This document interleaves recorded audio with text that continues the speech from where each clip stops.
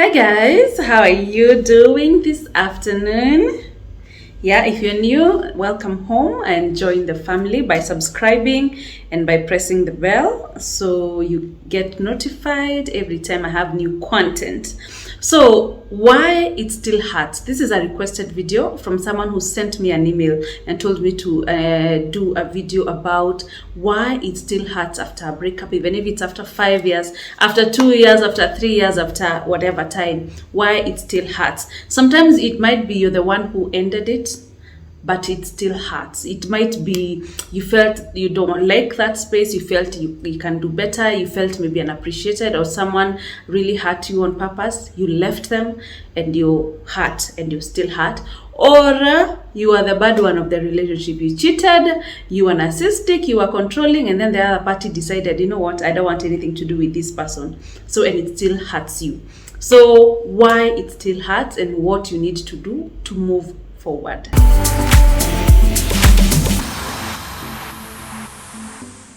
Let me first explain why it hurts. So the part, according to doctors and according to medicine and the medical fraternity, the part of the brain that's responsible for physical pain is the part that still gets activated when you go through a breakup.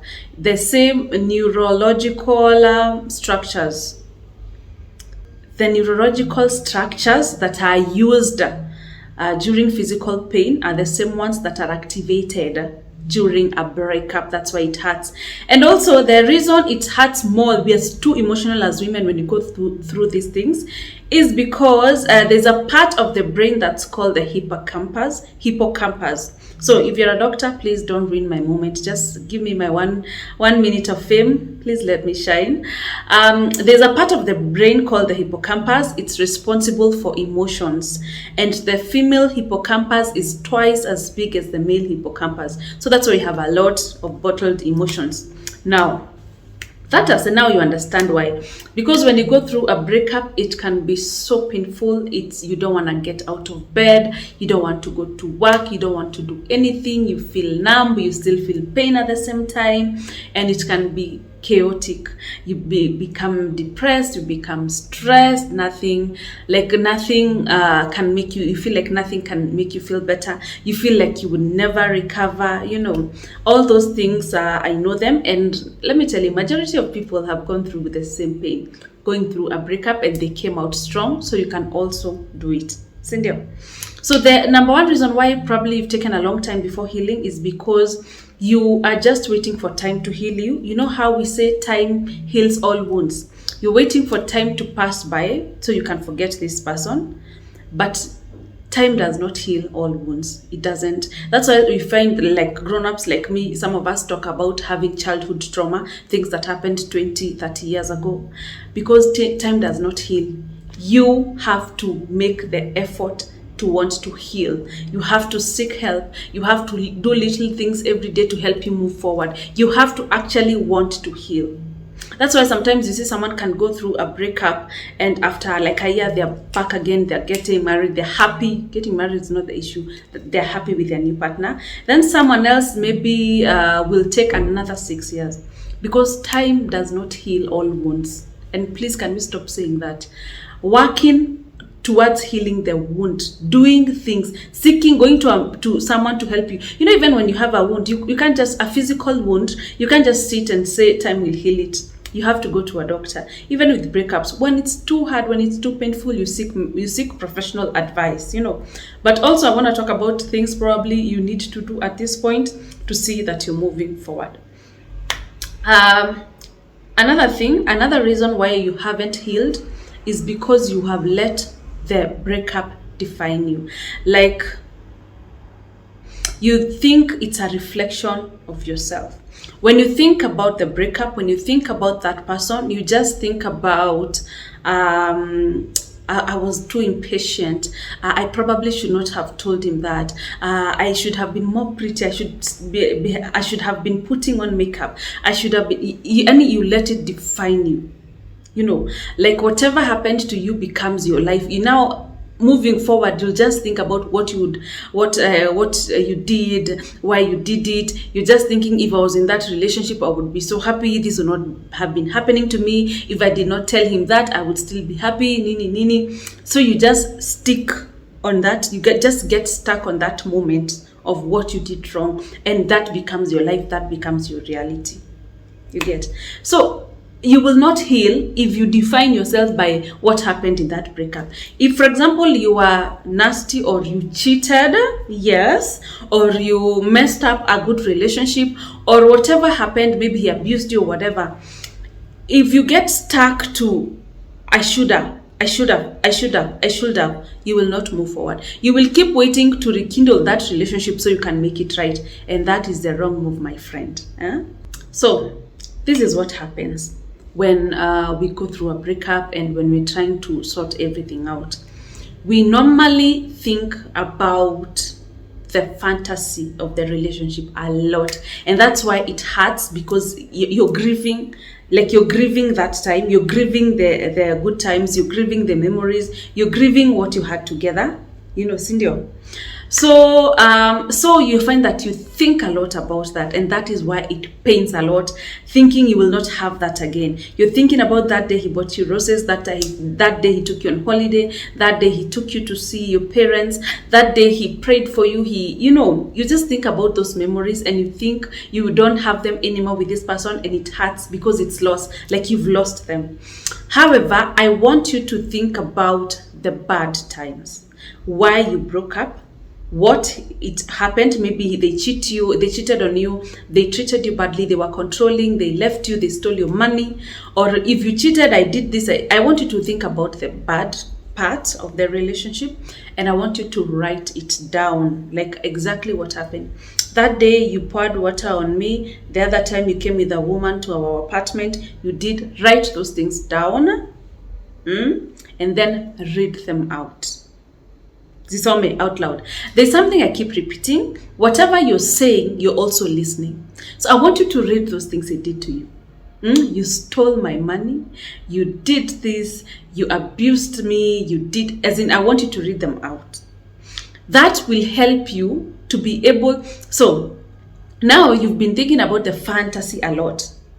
But now when you write what happened, what you didn't like, or what went south in the relationship, and read out loud, you can be able to understand why that relationship is not good for you anymore. Also, I want you, every time you think about the fantasy, I want you to connect that with what you've written on the list, like the bad things. For example, he was so kind to me. He used to buy me chocolates. At the same time, if he cheated on you, you connect that to he was also buying chocolate for other women, right? Then you can think about, he was so nice to me. He used to escort me even when I'm going to the bank. And then maybe if he stole your money, connect that to he was nice to me like that because he wanted to steal my money, or to know my ATM pin and those things. I want you to look at the fantasies and connect them to what you don't like about the relationship. It becomes way easier, guys. It becomes way, way easier. Also, sometimes we say, wait until you're fully healed so you can go out to date.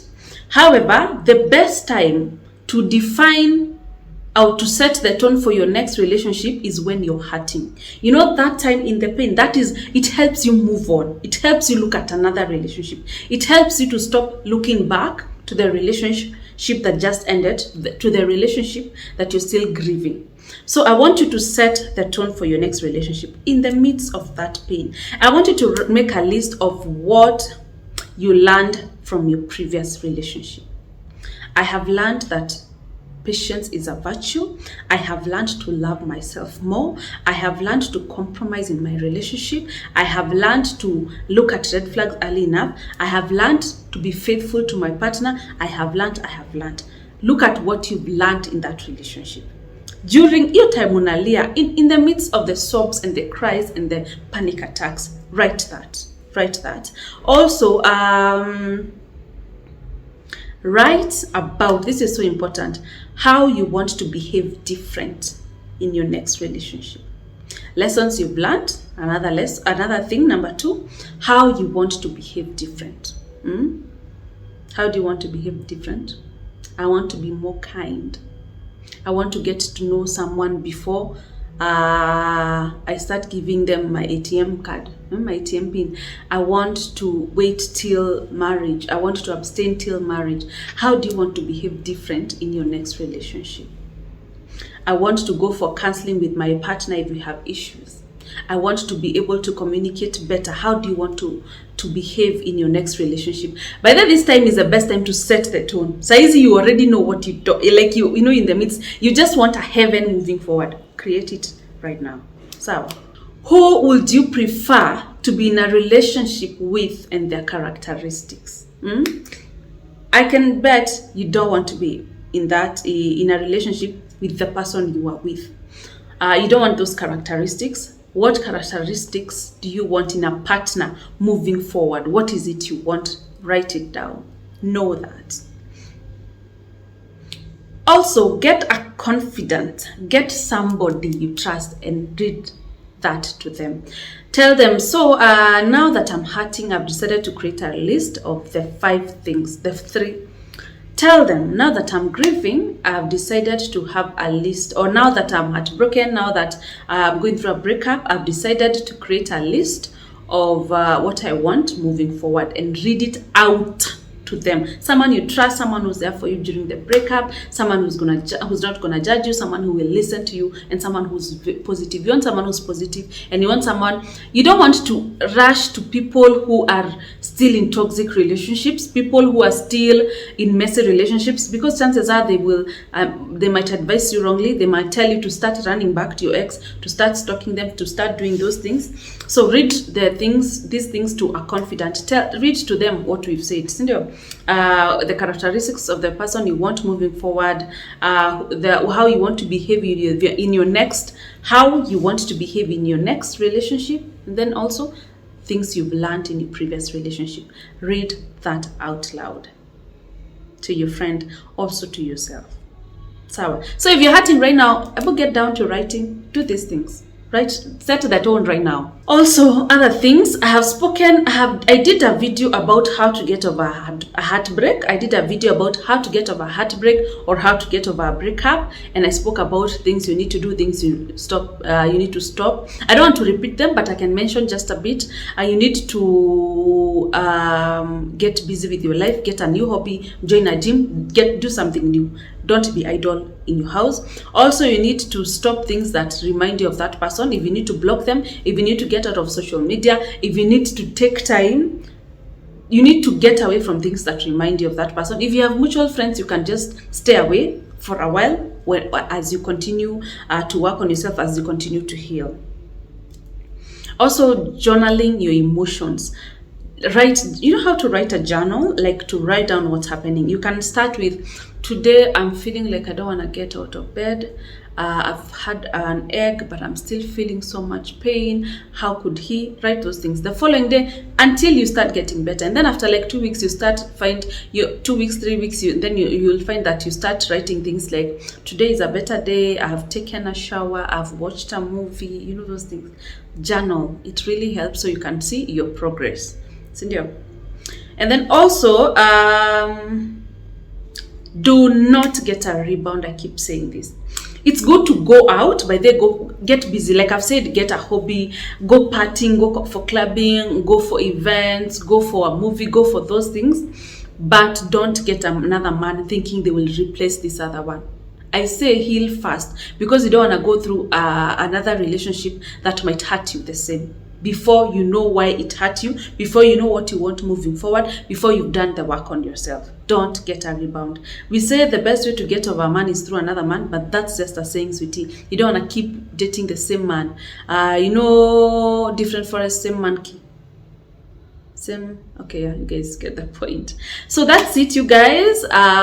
It's totally normal to go through a heartbreak. Human beings go through heartbreaks all the time, and I don't know who hasn't gone through such things. So if you're going through a heartbreak, or you're heartbroken, you're hurting, it's the worst breakup, I hope you're okay.